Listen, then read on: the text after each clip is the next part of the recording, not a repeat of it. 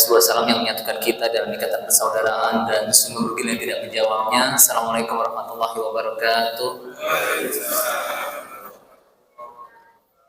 Innal hamdalillah nahmaduhu wa nasta'inuhu wa nastaghfiruhu wa na'udzu billahi min shururi anfusina wa min sayyiati a'malina.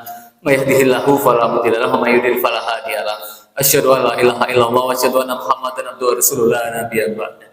Alhamdulillah, syukur tidak tera kita sampaikan kepada Allah yang memberikan kita kesempatan merasakan manisnya iman dan Islam. Karena tidak sulit bagi Allah untuk menjadikan kita bagian dari orang-orang yang mungkin memusuhi agama ini, tapi dengan rahmat dan karunia-Nya kita bisa merasakan manisnya iman dan Islam ini.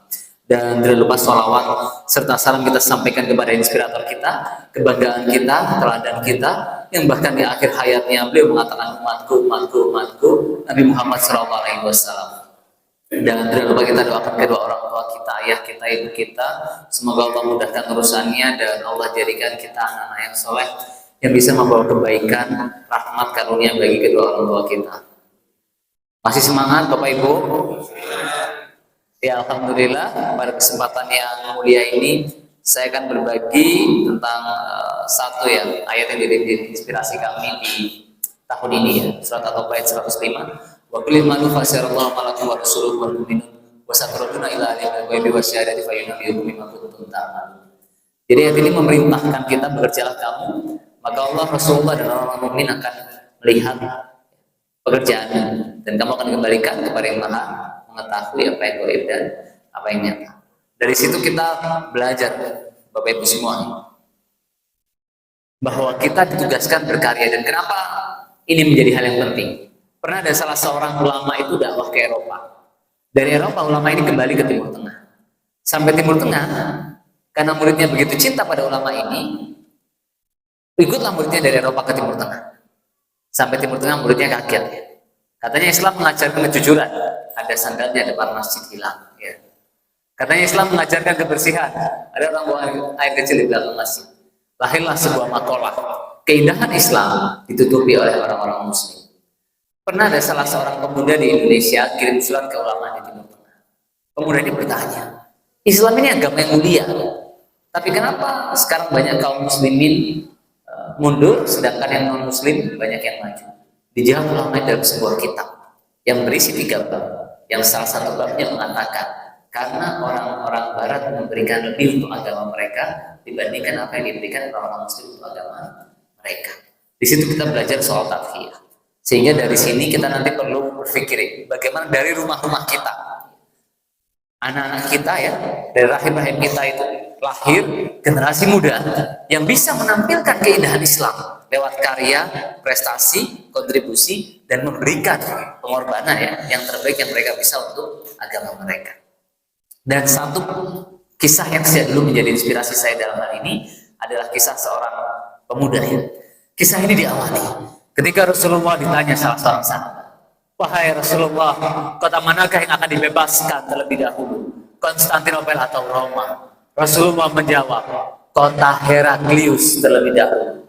Ini merupakan sebuah bisyarah, kabar gembira bagi kaum muslimin bahwa salah satu pusat peradaban terbesar akan dibebaskan oleh kaum muslimin.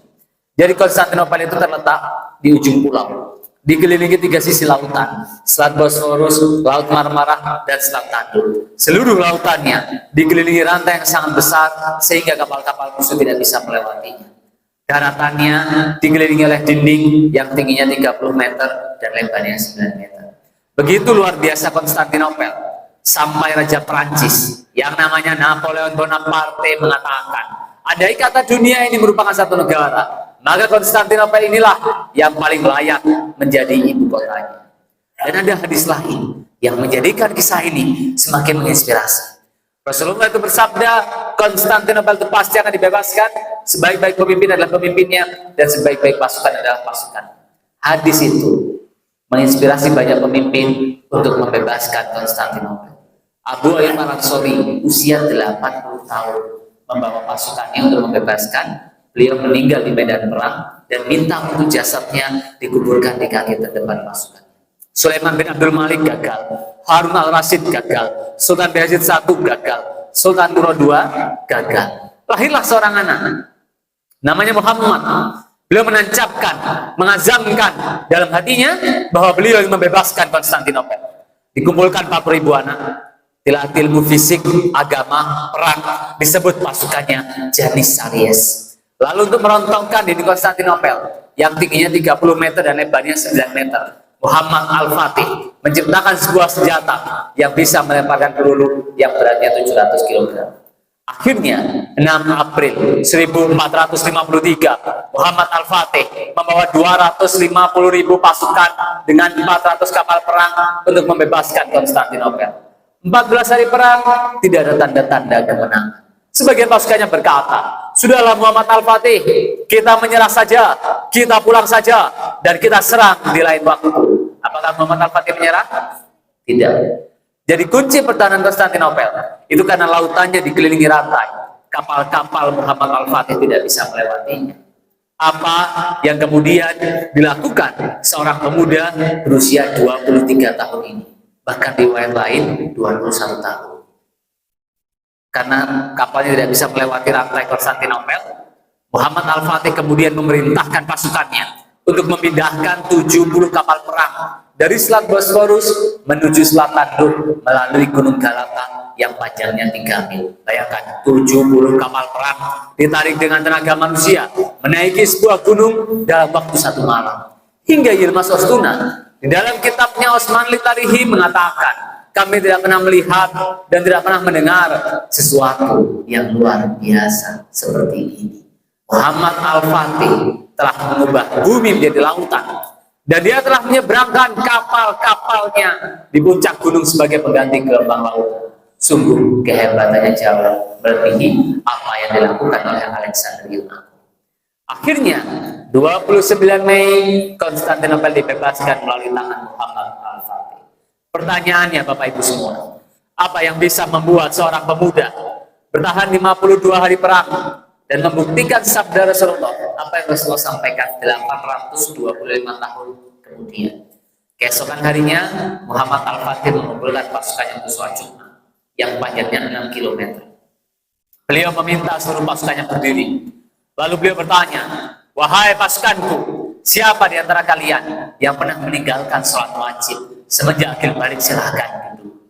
Tidak satupun pasukannya duduk. Pertanyaan kedua, wahai pasukanku, siapa di antara kalian yang pernah meninggalkan sholat rawatib? Semenjak akhir balik silahkan duduk. Sebagian pasukan yang mulai duduk. Dan pertanyaan terakhir, wahai pasukanku, siapa di antara kalian yang pernah meninggalkan sholat malam? Semenjak akhir balik silahkan duduk. Seluruh pasukannya duduk kecuali Muhammad. Dari situ kita belajar. Kenapa Rasulullah mengatakan Konstantinopel itu pasti akan dibebaskan? Sebaik-baik pemimpin adalah pemimpinnya, dan sebaik-baik pasukan adalah pasukan. Karena pemimpinnya tidak meninggalkan sholat malamnya, dan pasukannya tidak meninggalkan sholat wajibnya. Dan yang kedua, apa hikmah yang kita pelajari? Waktu Muhammad Al-Fatih kecil, ayahnya ajak dia naik ke atas bukit. Apa yang dikatakan ayahnya? Nah, itu adalah benteng yang nanti akan kau taklukkan. Setiap pada subuh, ibunya mengajarkan geografi kepada Muhammad. Dan dari situ kita belajar, Bapak Ibu semua, bagaimana kita menyiapkan anak-anak kita yang tadi bisa punya pencapaian yang luar biasa. Pertama, Nobel purpose, cita-cita mulia, cita-cita yang agung. Kalau targetnya anak-anak kita tinggi, ya kebiasaannya berubah. Dia akan memberikan yang terbaik yang dia bisa. Dan yang kedua, clever strategi yang cerdas. Bukan cuma anak kita yang mau berhasil. Ya semua orang di luar sana juga ingin berhasil. Dan gak sedikit orang di luar sana yang menghalalkan segala cara. Dan yang ketiga, powerful action. Eksekusi yang kuat. Ide itu murah, merealisasikannya yang mahal. Betapa banyak kita punya ide cemerlang, tidak terrealisasi, dan menyaksikan orang lain merealisasikan. You have idea, kita punya ide. But everyone has an idea. Tapi setiap orang juga punya ide. So it's really about executing the idea. Ini tentang kemampuan anak-anak kita eksekusi ide mereka. And attracting other people to help you work on your idea. Dan menarik orang lain untuk membantu anak-anak kita mewujudkan ide mereka. So stay focused, tetap fokus. Don't talk what you are gonna do. Gak usah sibuk ngomong apa yang mau kita lakukan. Don't criticize somebody else what they are not doing. Gak usah sibuk ngeritik apa yang orang lain gak lakukan. Go for it now. Dan yang kedua, kunci keberkahan ya Bapak Ibu semua. Ingatkan kita kisahnya Utsman bin Affan membeli sebuah sumur. Dari sumur itu beliau membeli sebuah ladang, ditanami 1.550 pohon kurma. Separuh buat fakir miskin anak yatim, separuh untuk mengembangkan wakaf. Berkembang terus sampai dipegang kerajaan Turki Utsmani, lalu diserahkan ke kerajaan Arab Saudi. Sampai sekarang masih ada lembaga wakaf yang mengelola wakaf-wakaf Utsman bin Affan yang baru-baru ini membangun hotel bintang 5 di dekat Masjid Nabawi dengan pendapatan 177 miliar per tahun. Di Indonesia kita punya. Ada seorang kiai yang keluar rumah, menawarkan perabot rumahnya dijual untuk gaji guru-guru yang mengajar di sekolah. Berkembang terus sampai sekarang punya 12.000 sekolah, 180 universitas, 107 rumah sakit, 13 fakultas kedokteran, dan melahirkan 700 dokter setiap tahun. Kiai Padahal dengan Muhammadiyah yang dibangun. Bahkan kalau kita pelajari Bapak Ibu, keberkahan itu melampaui generasi. Ingatkah kita kisahnya Umar bin Khattab yang bertemu seorang gadis yang tidak mau mencampurkan air dengan susu, yang dinikahkan dengan anaknya Asim. Kisahnya nggak berakhir sampai di sana. 2 generasi kemudian lahirlah Umar bin Abdul Aziz yang bisa menyebarkan kesejahteraan ke Jazirah Arab dan menguasai Jazirah Arab ketika itu. Atau kita ingat kisahnya seorang pemuda yang makan buah bukan miliknya, lalu dia telusuri sungai untuk mencari ridho dari pemilik kebun itu. Sampai sana dihukum bekerja di kebun 1 bulan dan menikahi anak perempuan. Kisahnya tidak berakhir sampai di sana. Dari mereka lahirlah seorang ulama yang kemudian menjadi rujukan, yaitu Imam Abu Hanifah dan lain sebagainya. Jadi dari situ kita belajar bahwa keberkahan itu melampaui usia kita. Dan yang ketiga, kalau ada orang berhasil, Bapak Ibu, jangan cuma lihat orangnya, tapi lihat orang tuanya. Jadi panjenengan semua ini kunci keberhasilan buat anak-anak. Kalau saya mau ceritakan, ada satu kisah seorang ibu, usianya 46 tahun. Beliau mohon izin sama suami, sama anaknya mau kuliah lagi. 46 tahun, bukan ngambil S2, S3 Bapak Ibu. Ambil D1, mau belajar ilmu tafsir. Sampai anaknya tanya, Mami sudah tua, mau apa kuliah lagi? Apa jawabannya? Mami mau mengerti arti bacaan sholat dan mau menyelamatkan anak-anak dari api neraka. Setiap anaknya berangkat dari rumah, ibu ini angkat kedua tangannya, berdoa sama Allah. Ditulis doa-doa yang bagus di kertas AVS, di fotokopi, dilipat, dibagikan kepada anak. Itu berjalan terus Bapak Ibu, berbulan-bulan, bertahun-tahun, sampai anaknya masuk ya, 50 most impactful, 1 dari 50 inovator sosial paling berpengaruh versi buat CSRT. Dan siapakah ibu itu? Ibu saya, maksudnya Bapak Ibu semua ya. Jadi Bapak Ibu saya berkorban banyak buat saya. Waktu saya kuliah kedokteran, bapak saya jual tanahnya supaya saya anaknya yang namanya Gamal ini bisa kuliah di kedokteran. Dan penting buat kita melatih anak-anak dalam ketidaknyamanan. Jadi wa malazatu illa ba'da ta'ab. Tidak ada keberhasilan tanpa kepayahan.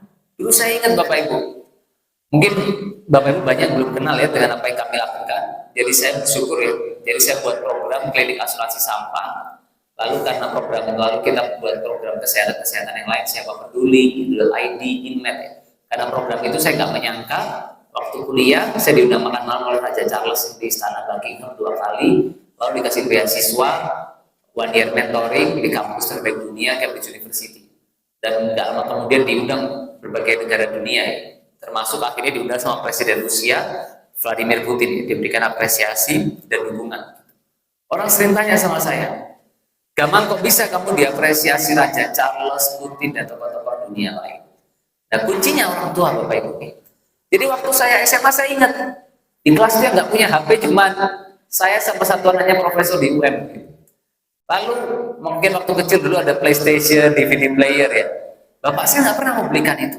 Tapi kalau buat pendidikan, bapak saya berikan yang terbaik yang beliau bisa. Kalau dulu mau main PlayStation, saya pergi ke rumah suku saya. Jadi saya mengatakan gini, bapak saya mau mengatakan, tidak apa-apa Gamal, kamu nggak pakai HP di sekolah. Nggak apa-apa kamu kemana-mana naik kamu. Nggak apa-apa pekarangan rumah kita biasa. Nggak apa-apa kamu nggak punya PlayStation, DVD player. Yang penting kamu makan sehat, belajar keras, jadi orang berhasil di kemudian hari. Jadi orang tua itu jangan memberikan apa yang anak inginkan, tapi berikan apa yang anak butuhkan di kemudian hari. Ini ada penelitiannya Bapak Ibu. Tahun 60 anak-anak dimasukkan ke satu ruangan, dikasih 1 permen. Lalu ditawarkan, kalau mereka nggak makan permen 10 menit, mereka dapat 2 permen. Sebagian besar anak nggak tahan. Mereka memilih makan 1 permen dibandingkan sabar sebentar supaya bisa makan 2 permen. Lahirlah sebuah teori yang namanya delaying gratification. Kemampuan anak-anak mengatur ketidaknyamanan supaya mendapatkan kenyamanan lebih di kemudian hari. Dan ini penting karena Ibnu Khaldun mengatakan generasi pejuang punya anak generasi penerus, generasi penerus punya anak generasi penikmat, generasi penikmat punya anak generasi pengurus. Bahkan contoh yang luar biasa ini, Pak Siswono Yudhoyono itu mantan ketua HKTI, pernah menjadi cawapres tahun 2004. Luar biasa Bapak Ibu, kalau makan di meja makan, ini beliau ceritain, ibunya minta beliau makan makanan yang paling tidak disukai di atas meja. Bayangkan, anak jaringan suka burger, pizza ya, di meja itu ada, gak suka pecel terong misalkan, diminta makan makanan yang paling tidak disukai. Apa kata Pak Siswono kemudian? Akhirnya saya punya self control yang luar biasa. Jadi kita harus melatih anak-anak kita, karena sekarang generasi muda banyak jadi generasi stroberi katanya. Ya, di luar indah, tapi nggak punya daya juang. Kalau orang lihat yang saya capai, orang bilang enak, tergambar, dikasih penghargaan tokoh-tokoh dunia. But people don't see what really happen. Orang nggak lihat apa yang sebenarnya terjadi, Bapak Ibu. Jadi bahkan di Asia Tenggara ini cuma Vietnam yang belum saya kunjungi. Saya ke Laos, Kamboja, Filipina, Singapura, Malaysia, dan berbagai negara. Lalu ke Amerika Serikat itu saya kan kunjungi tuh, Amerika Serikat, Peru, Meksiko. Di Eropa itu yang mulai Jerman, Denmark, Inggris, Slovakia, dan berbagai negara lain. Orang cuma lihat waktu saya diundang Raja Charles. Orang cuma lihat waktu saya diundang Putin. Padahal gagalnya juga sering, Bapak Ibu. Jadi anak-anak kita tuh harus punya daya juang, tough. Jadi makhluk yang tangguh di kemudian hari. Dan kita sekarang rindu sekali anak-anak muda yang menampilkan keindahan Islam tadi lewat karya, prestasi, dan kontribusinya. Dan kenapa daya juang ini penting? Karena itu yang akhirnya akan membentuk anak-anak di kemudian hari. Karena success is going from failure to failure without loss of spirit. Keberhasilan adalah perjalanan dari satu kegagalan ke kegagalan lain tanpa kehilangan semangat. Dan mungkin anak kita kan sering menghadapi ya, hinaan, cacian, makian. Dibilang sok alim, sok pinter, sok pahlawan, sok profesional. Ya. Waktu Rasulullah dakwah ke penduduk Taif, dilempari batu sampai berdarah-darah. Datang malaikat mengatakan kepada Rasulullah, wahai Rasulullah, aku sudah mendapatkan izin dari Allah untuk menimpakan gunung Jabal Abu Ubaid ke penduduk Taif. Tadi apa kata Rasulullah? Sudahlah Jibril, marilah kita berdoa. Wahai Allah, maafkanlah umatku, sesungguhnya mereka tidak mengerti. Jadi dari situ kita belajar ya, bagaimana tadi anak-anak kita harus jadi makhluk yang tangguh di kemudian hari. Ini pesan saya sampaikan ke anak-anak. Kalau ada yang menghina kamu, belajar keraslah. Sampai orang yang menghinamu tanya, Mas, Mbak, ada lowongan kerja apa ya? Nanti kalau anak panjenengan berhasil, keliling dunia. Kemana-mana pakai kacamata hitam. Orang-orang nanti tanya, Mas, Mbak, kenapa pakai kacamata hitam? Anak-anak kita bisa jawab, masa depan saya terlalu cerah, silau lihatnya, gitu ya Bapak Ibu ya.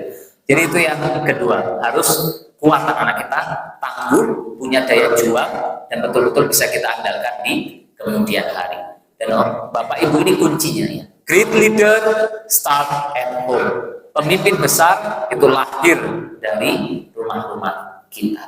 Dan yang ketiga, ini yang tidak kalah penting ya, dan harus jadi satu orientasi kita ke depan adalah bagaimana kita mampu menemukan potensi anak-anak kita. Jadi produk itu laku di market yang sesuai. Anak-anak kita bisa punya pencapaian performa ya, kinerja yang luar biasa kalau sesuatu itu sesuai dengan kemampuan yang dia miliki. Jadi awal-awal itu Bapak Ibu, anak cucu jenengan, coba fokus dulu menemukan potensinya. Lihat dulu apa keahliannya, apa yang dia sukai, apa yang nilainya dia yang tinggi, apa yang dia nggak sabar mengerjakannya, apa yang dia menikmati kelelahannya, itu potensinya. Kalau anak-anak sudah menemukan potensinya, maka finansial hanya masalah waktu. Ada 2 teori yang saya pakai. Saya baca banyak sekali buku tentang ini. Saya simpulkan 2 teori yang bagus Bapak Ibu. Pertama, define calling. Lihat 3 hal. Apa yang anak-anak sukai, kuasai, bermanfaat. Jadi when our interest, ketika kesukaan anak-anak kita intersect with mastery, bertemu dengan ketangguhannya, and then get bundled up with sincerity, lalu dibungkus dengan ketulusan, maka lihatlah bagaimana Allah membesarkan. Dan yang kedua, ikigai. Ikigai ini teori paling populer kedua di Jepang. Lihatnya 4 hal. What you love, apa yang anak-anak sukai. What you are good at, apa yang anak-anak kuasai. What the world needs, apa yang dunia atau masyarakat butuhkan. And what you can be paid for, sesuatu yang menjadi rezeki besar buat anak-anak di kemudian hari. Nah, dari situ kita belajar menemukan potensi diri dari anak-anak kita. Dengan begitu, dia akan bisa memberikan yang terbaik yang anak-anak kita bisa, dan akhirnya dia mampu yang memberikan performa yang luar biasa. Jangan korbankan potensi anak-anak karena recehan rupiah. Yakinlah, kalau mereka ikuti potensinya, maka finansial hanya masalah waktu. Dan yang kelima, Bapak Ibu, buat karya nyata. Jadi saya jujur bisa keliling ke puluhan negara, itu karena saya buat karya nyata. Nanti anak-anak bisa dikenal karena 2 hal. Satu, eminen. Eminen itu anak-anak kita dikenal karena ilmunya. Ahli medis, ahli ekonom, ahli fikih, itu namanya eminen. Yang satu lagi namanya prominent. Anak-anak dikenal karena karya nyata yang dibuat. Misalkan Bill Gates buat Microsoft, Steve Jobs buat MacBook, iPhone, ya. Jadi orang-orang dikenal karena karya nyatanya. Dan itu penting supaya anak-anak kita bisa melatih diri di sana, dan itu menjadi gambaran dari kemampuan dan kontribusi yang bisa dia lakukan. Nah, saya mau contohkan ya program yang dulu pertama saya buat, namanya klinik asuransi sampah. Lalu yang kedua, baru-baru ini kami buat program namanya Malang Cerdas. Jadi Malang Cerdas itu kami fokus 2 hal. Satu, memberikan beasiswa buat pelajar-pelajar di Malang Raya, dan alhamdulillah sudah 473 beasiswa kami salurkan dalam 5 bulan terakhir, dan insya Allah beberapa bulan lagi pun kami akan menyalurkan kembali beasiswa untuk garis kuliah buat pelajar-pelajar di Malang Raya. Lalu yang kedua, program kami namanya Gamal Khususku. Jadi saya kunjungi sekolah-sekolah di Malang Raya, Bapak Ibu. Mau sampai mulai dari Malang Kota sampai pelosok di kabupaten. Jadi saya datang itu apel dari sudah 8 sekolah, Sumber Mancing Wetan 3 sekolah, dan per hari ini 185 sekolah sudah saya kunjungi. Dari 200 SD negeri ya, di Kota Malang itu sudah 50 lebih saya kunjungi. Dari 30 SMP negerinya sudah 15 saya kunjungi. Kalau orang dengan 185 sekolah mungkin biasa, tapi bagi saya dan tim butuh perjuangan dan pengorbanan yang luar biasa. Kadang saya berangkat setengah 5 pagi, kembali setengah 1 dini hari ya. Nggak jarang bisa tanya sama tim saya pulang dari kantor setengah 2 pagi, lalu subuh sudah harus berkunjung ke salah satu masjid ya, dan lain sebagainya. Kuncinya apa, Bapak Ibu? Ini saya tanamkan buat diri sama tim saya. Lebih baik saya menderita karena kedisiplinan daripada saya menderita karena kegagalan, penyesalan, dan kekalahan. Jadi disiplin itu adalah senjata ampuh yang bisa kita tanamkan kepada anak-anak kita untuk mampu memberikan yang terbaik yang mereka bisa. Dan yang keenam adalah empati. Contoh yang bagus adalah Eyang Habibie. Beliau itu idola saya sejak dulu. Pernah Eyang Habibie undang saya ke rumahnya. Terus beliau tanya sama saya, Gamal, kenapa kamu buat program lomba dengan sampah? Setelah saya jawab, beliau menambahkan, why?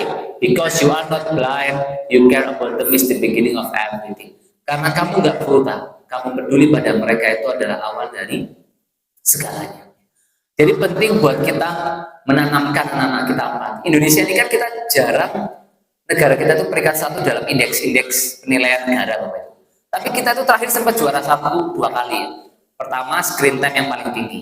Lihat HP paling lama, kita sempat peringkat 1 ya. Yang kedua, dan ini luar biasa, ini kebanggaan ini. Kebanggaan luar biasa. Kita selama 6 tahun terakhir, 3 kali kita dinobatkan sebagai the most generous country in the world. Jadi negara yang paling bermurah hati di dunia. Itu laporan CAF dari Inggris ya. 2018, 2020, 2022. Kita peringkat 1, bayangkan. Kita mengalahkan 211 negara sebagai negara paling bermurah hati ya. Kalau ada tetangga susah kita nggak tega ya. Daripada ribut pilih ngalah ya. Jadi tanamkan ke anak-anak soal empati. Karena empati is the connection that leads to innovation. Empati itu yang akan membuat anak-anak bisa berinovasi di kemudian hari. Dan yang berikutnya nggak kalah penting adalah spiritualitasnya, Bapak Ibu semua. Termasuk visi yang kuat ya. Jadi visi ini penting ya. Mungkin sudah sering kan mengantar anak-anak mondar-mandir sekolah rumah bertahun-tahun. Apa yang dicari? Ilmu. Okay. Saya kuliah kedokteran 6 tahun, 2 teman saya mencoba bunuh diri. Dua-duanya karena cintanya bertepuk sebelah tangan. Saya bilang sama kawan saya, agama nggak melarang mencintai, cuma diminta untuk mengatur waktu dan tempatnya. Buktinya Nabi Muhammad kalau panggil istrinya apa? Ada yang tahu? Ya Humairah ya. Ya pipinya kemerah, merah. Tapi nanti kalau suami pasangan kita, suami atau istri kita kehitaman, jangan dipanggil ya Hajar Aswad gitu ya. Nggak boleh pulang nanti Bapak Ibu. Dan yang berikutnya dalam hal ini ya, sudah mudah mandiri sering kan anak-anak kita. Untuk menempuh 400 meter, siput itu butuh waktu 37 jam. Tapi mobil Formula One hanya 9 detik. Mungkin anak-anak kita punya cita-cita, tapi pertanyaannya seberapa cepat anak-anak kita mencapainya. Jadi bantu anak-anak kita menentukan apa yang dia capai, lalu kerahkan semua sumber daya kita untuk membantunya mencapai dalam tempo singkat-singkat. Dan yang terakhir, spiritualitas. Kenapa ini penting? Buat apa? Dipuja-puja di dunia, tapi tidak puas di akhirat. Berapa banyak orang mengejar sesuatu yang disesali para penghuni kubur. Berapa banyak orang bermaksiat saat kain kafannya sedang ditenun. Jadi orang yang paling cerdas itu adalah orang yang menyiapkan sesuatu paling akhir dalam perjalanannya. Einstein itu jenius Bapak Ibu. Lambang kejeniusan wajahnya, teorinya itu teori yang sangat populer di dunia, E sama dengan MC kuadrat. 100 tahun kematiannya dinobatkan sebagai tahun fisika. Tapi Michael Hurt meneliti orang-orang paling berpengaruh di dunia. Ternyata orang paling jenius itu nomor 10. Nomor 1 sampai 9 orang-orang yang punya orientasi di spiritualitas. Nabi Isa nomor 3, Nabi Muhammad nomor 1. Hikmahnya apa? Intelektualitas gak cukup. Kita harus membangun harmoni keseimbangan antara intelektualitas dengan spiritualitas. Ada satu sahabat saya, ini saya tulis di buku saya ceritakan di berbagai kesempatan ya. Saya mimpi tentang beliau sampai 5 kali ya. Namanya Andrea Firdaus. Firdaus nama apa? Surga.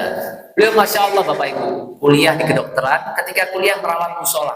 Namanya Musola Nurul Sifat di Fakultas Kedokteran. Lalu beliau buat namanya sekolah Quran untuk mengajarkan teman-teman kedokteran yang tidak bisa baca Al-Quran. 20 Januari beliau meninggal dunia. Saya di IGD Rumah Sakit Saiful Anwar, saya kabarkan kepada teman-teman yang lain. Bapak Ibu tahu apa yang mereka tanyakan? Gamal, ini Andrian yang sering azan di musola itu kan? Gamal, ini Andrian yang suara koriknya itu bagus kan? Gamal, ini Andrian yang suara tilawahnya itu bagus kan? Jadi sahabat saya dikenal dengan kepandaian yang melantunkan ayat suci Al-Quran dan hobinya memandangkan azan. Lalu bagaimana dengan anak-anak kita kelak? Kepintaran, jabatan, popularitas, keindahan paras, kekayaan, apapun yang anak-anak kita kelak miliki, semuanya akan ditinggalkan. Tapi betapa kita lalai mengingatnya, seolah-olah kita ini akan hidup selamanya, sehingga kita mengutamakan dunia yang fana. Detik ini Bapak Ibu, detik ini, sekarang ini, ketika kita berkumpul di sini, miliaran orang dikubur sedang berdoa kepada Allah, berharap kepada Allah, ya Allah, kembalikan aku ke dunia, supaya aku bisa mengerjakan amal soleh yang aku tinggalkan. Tapi sekali-kali tidak bisa. Akhir kata, Bapak Ibu semua, orang sering tanya sama saya, Gamal, kok bisa kamu diundang Raja Charles, Putri Mahkota Denmark, dan lain sebagainya.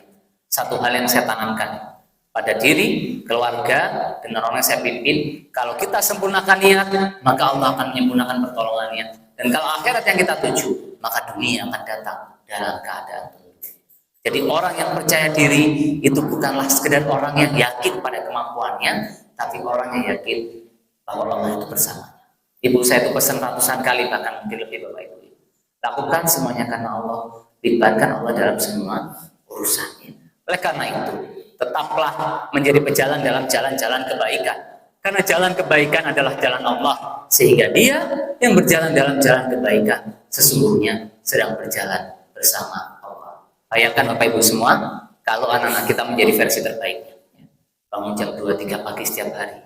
Setelah sholat malam, ya, beliau ibadah, sholat subuh, zikir, beliau olahraga, ya, makan makanan yang sehat setiap hari, belajar keras, ya, sampai dia meraih cita-citanya. Begitu berhasil ya, dia membantu banyak orang di luar sana, menginspirasi jutaan orang di luar sana. Bahagia kan?